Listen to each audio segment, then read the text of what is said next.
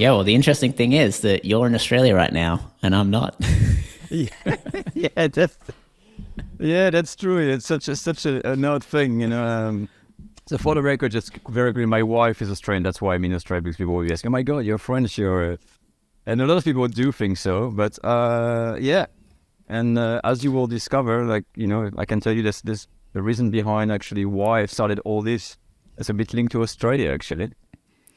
Awesome. Well, we'll dive in that story in a moment because we definitely want to know the link between Australia and the French Cooking School Academy. Yeah, for sure. So, getting started, what was your sort of background before you started creating cooking content? And for everybody who's just tuning in, Stephane has an amazing YouTube channel. Go and check it out. All around cooking, French cuisine. But walk us through kind of like how you got to the point you are at now. And sort of, did you have the skill set before? Why did you start filming content to put on YouTube? How did a business evolve from that in the form of a training academy? Just quickly walk us through that process, because I know it's been 6 or 7 years or something since you started all of this. Well, on YouTube anyway. But yeah, walk us through how you got where you started and how you got to this point. Yeah, so the most surprising thing that really stunned most people is that I'm not a cook by trade, by any stretch of the imagination. And actually, before this started, I was an IT guy. I was working with computers. I actually had a dead job working with computers and nothing to do at all with cooking. And the reason it all started, and how I started in the link to Australia, is that we came here with Kate, about, I think it was in 2012, to settle down here and get married. And what I've realized when I came to Australia, the first thing is all the food I was used to get, all the restaurants, the bakeries, all the good stuff, the bistros, that was all gone. And, there was not much as the typical authentic French food. And I quickly realized, like, well, if I want to have any of those things, I'm going to have to cook myself. But the problem is that I was not at all a cook. And someone said, well, I'm going to have to kind of learn cooking, which is a bit odd, because it sounds odd for a French guy to say that, because people think, oh, he's French, he knows how to cook. But no, I had lots of passion for food, like eating food and sitting at a table at a restaurant. More like a food critic, but the kitchen side, no.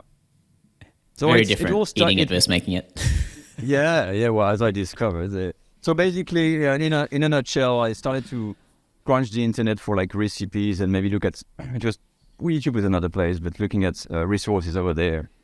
And the first thing I've realized is that there was really not much resources out there, in French and English.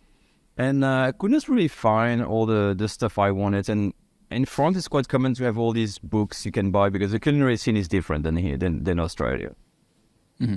And I thought, instead of like scrounging, maybe I should just kind of teach myself cooking, because I'm going to have to cook anyway. And what I decided to do at home is that's how it started. I bought a culinary school book from France.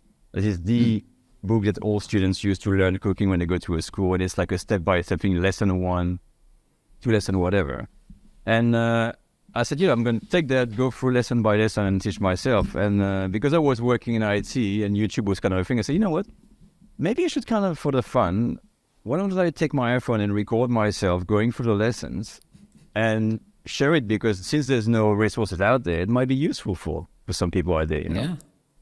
And the idea sounded great and excited, but you'll be surprised that my first, I think, 30 ever videos were 30 lessons on how to peel and cut vegetables.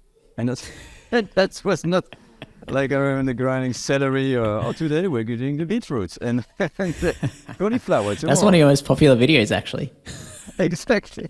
And these were kind of cringing towards the quality, but yeah, this is how it really all started, out of necessity, which is quite odd. And I kind of fell into that thing, and it snowballed from there, from learning the basic, going through that book. And I think what happened, that was amazing, that I rediscovered my own culture and cuisine. And the more I was doing the lesson, the more I was going into this. It was still, just for fun. At the beginning, there's no intention of business. Well, I had my full-time job, but I was enjoying it.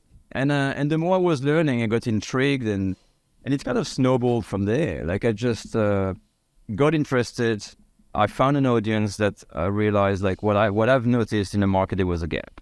There was something missing for that information, and that I've started to fill that gap, and I started to have some followers, and I say, maybe I'm onto something here, and yeah, we took it on from there, and it's the rest is kind of history. Of course, I'm not gonna don't have time to talk about the whole thing, but that's how it really all started and how I ended up on YouTube doing cooking stuff.